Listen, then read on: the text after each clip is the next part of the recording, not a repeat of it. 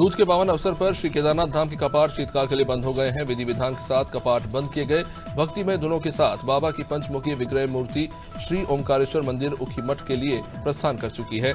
भारी संख्या में श्रद्धालु बाबा की डोली के साथ धाम से रवाना हुए। अब अगले 6 महीने तक बाबा के दर्शन श्री ओमकारेश्वर मंदिर उखीमठ में ही होंगे।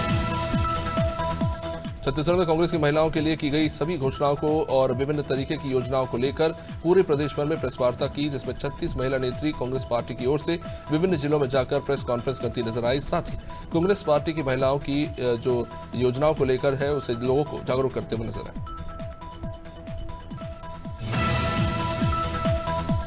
राज्यसभा सांसद और छत्तीसगढ़ प्रदेश महिला कांग्रेस अध्यक्ष फूलो देवी नेताम ने चुनाव प्रचार थमने से पहले बिलासपुर में प्रेस वार्ता की। इस दौरान प्रदेश सरकार की महिलाओं को लेकर योजनाओं को बताया गया, तो वहीं नेताम ने कहा कि सरकार बनने के बाद पार्टी सभी वादों को निभाएगी। कांग्रेस पार्टी की महिला अध्यक्षा ने बीजेपी पर गंभीर आरोप लगाए। बीजेपी के सालाना 12,000 की घोषणा के फॉर्म में महिलाओं का मोबाइल नंबर लेना और निजी जानकारी लेने को असंवैधानिक बताया। रायपुर में पूर्व सीएम रमन सिंह ने 20 सीटों में से 14 सीटों पर जीत का दावा किया। रमन सिंह ने कहा कि दूसरे चरण में भी बीजेपी की जीत होगी। रमन सिंह ने कहा कि बीजेपी बहुमत के साथ सरकार बनाने जा रही है। रमन सिंह ने लोगों से बीजेपी के पक्ष में मतदान करने की अपील की। साथ ही उन्होंने कांग्रेस पर जमकर निशाना साधा।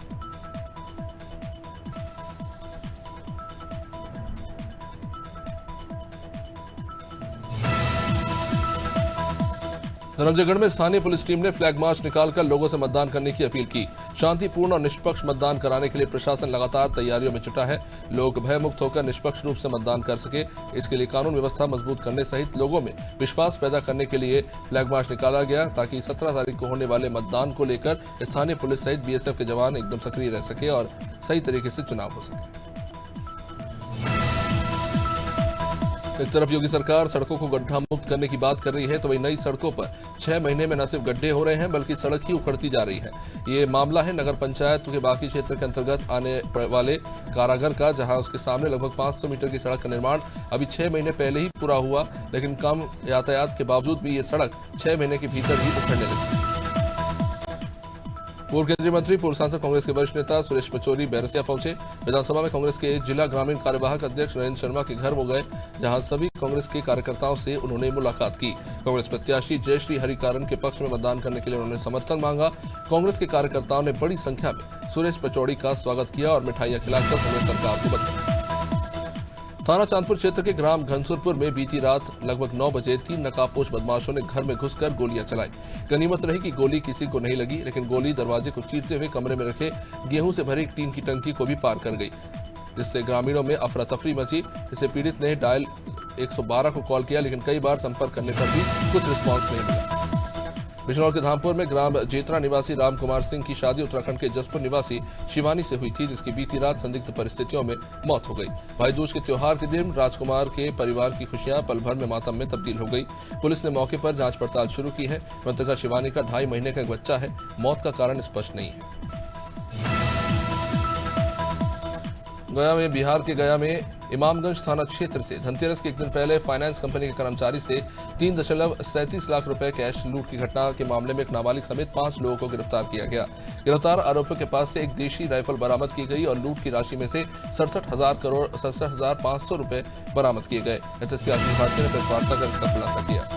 स्वामी प्रसाद मौर्य के विवादित बयान पर गोंडा में अखिलेश यादव का पुतला जला दिया गया।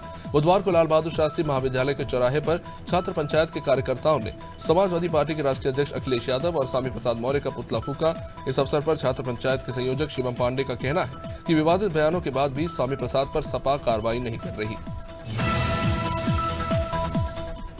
हमीरपुर जनपद में अपराधियों के हौसले बुलंद हो चले हैं। अन्ना जानवरों की शिकायत करना एक परिवार को ही भारी पड़ गया। ग्राम प्रधान की लड़कियों ने जमकर लाठियां भांजी और बंधक बनाकर आधा दर्जन लोगों को पीटा। इस घटना में पिता और बेटी से गंभीर रूप से घायल हो गए। पुलिस ने गंभीर धाराओं में फिलहाल मुकदमा दर्ज किया। बताया जा रहा है कि ग्राम प्रधान फर्जी केस दर्ज करने का दबाव बना रहा था। कानपुर में पत्रकार को खुलेआम शराब पी रहे नशेबाजों का विरोध करना ही भारी पड़ गया। दबंगों ने पत्रकार के साहू के घर पर पथराव किया और गाड़ियां तोड़कर जमकर बवाल काटा। पत्रकार के घर पर बम से भी हमला हुआ। इस हमले में परिवार के लोग घायल हुए हैं। सूचना के बाद पहुंची पुलिस ने आरोपियों पर मुकदमा दर्ज किया है। पत्रकार के साहू को दबंगों द्वारा लगातार जान से मारने की धमकी मिल रही है।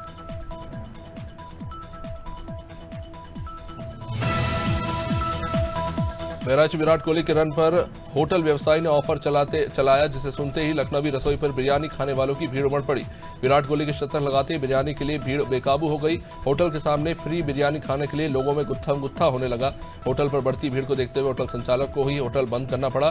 पुलिस को आके स्थिति को संभालना पड़ा।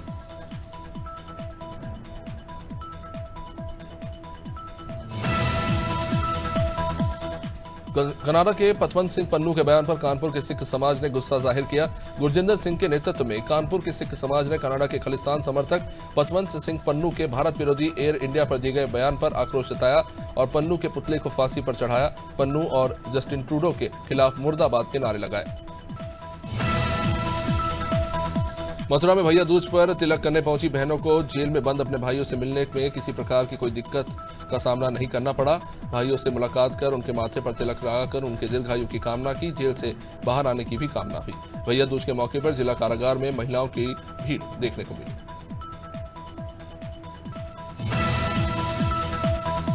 भाई दूज के पावन पर्व के शुभ अवसर पर बहनों को अपने भाइयों को टीका करने के लिए बसों में किसी तरह की परेशानी का सामना न करने पड़े, इसे लेकर उत्तर प्रदेश परिवहन निगम ने खास तैयारी की। मुरादाबाद जनपद में भी परिवहन निगम के अधिकारियों द्वारा अतिरिक्त बसों का संचालन किया गया। यात्रियों को भी सभी रूटों पर आराम से बसें मिल सकी, क्योंकि इसके पुख्ता इंतजाम किए गए थे। यात्रियों की संख्या के हिसाब से बसों की संख्या बढ़ाई गई। नोएडा में छठ पर्व पर नोएडा स्टेडियम और यमुना घाट पर तैयारियां जोरों पर दिख रही हैं। इस बार व्रत रखने वाली महिलाओं के लिए खास सुविधा होगी। प्रवासी महासंघ नोएडा के पदाधिकारियों ने प्रेस कॉन्फ्रेंस की और कहा कि लाखों लोग हर साल की तरह नोएडा स्टेडियम में छठ पूजा पर होते हैं और दिल्ली एनसीआर की सबसे बड़ी नोएडा स्टेडियम होती है, जहां पर छठ पूजा की जाती है और इसी के लिए विशेष इंतजाम किए गए। प्रयागराज हंडिया कोतवाली के बरौत चौकी क्षेत्र के अंतर्गत आने वाले लोकमनपुर गांव में पिता की डांट से दुखी युवक ने खुद को पिता के ही लाइसेंसी पिस्टल से गोली मारकर आत्महत्या कर ली। लोकमनपुर गांव निवासी प्रेमशंकर शुक्ला का बड़ा बेटा, जो कि मंगलवार शाम कुछ नशीला पदार्थ का सेवन कर रहा था, जिसे पिता ने देख लिया और उसे डांट लगाई। डांट से दुखी होकर उसने खुद को ही गोली मार दी। सीतापुर में 20 साल से दुकान के मालिकाना हक पाने की कानूनी लड़ाई में याचिकाकर्ता कैलाश रस्तोगी को आखिरकार सफलता मिली। 40 साल पहले दुकान मालिक ने फिदा हुसैन को किराए पर दुकान दी, जिसे फिदा हुसैन ने देवी गुलाब गुप्ता के हाथों बेच दिया। फिदा हुसैन ने दुकान खोल रखी थी। 20 साल तक मुकदमा चलने के बाद फैसला आया और पुलिस की मौजूदगी में दुकान को खाली कराया गया। बलिया में आपसी विवाद में चले लाठी डंडे, जिसका वीडियो भी सोशल मीडिया पर वायरल हो रहा है। वीडियो में दिखाई दे रहे दबंग ने घर में घुसकर महिलाओं से मारपीट की। इस दौरान एक महिला घायल हो गई, जिसे इलाज के लिए सामुदायिक स्वास्थ्य केंद्र में भर्ती कराया गया है। मामला सिकंदरपुर थाना क्षेत्र के हरनाटार दयालपुर गांव का है।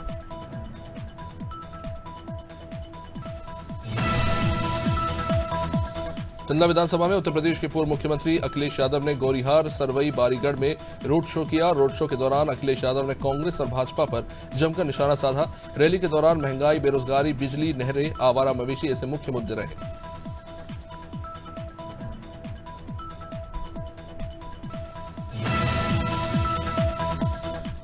लखीमपुर खीरी में पुलिस और इनामी बदमाश के बीच मुठभेड़ हुई। पुलिस ने जवाबी कार्रवाई में 25,000 के इनामिया हत्या आरोपी को गिरफ्तार किया। दरअसल अभियुक्त ने पुलिस टीम पर फायर किया था। जवाबी कार्रवाई में पुलिस ने आरोपी के पैर में गोली मारी। मौके से पुलिस ने हत्या में इस्तेमाल किए गए बाइक और हथियार को बरामद किया।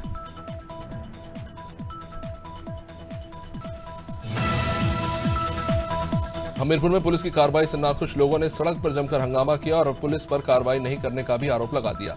मामला बम्बार थाना क्षेत्र का है, जहां किसी बात को लेकर पड़ोसियों ने पीड़ित परिवार के साथ जमकर मारपीट की, जिसमें परिवार के कई लोग घायल हो गए। जिसके बाद पीड़ित परिवार ने मामले की शिकायत पुलिस से की और कार्रवाई न होने पर प्रदर्शन किया।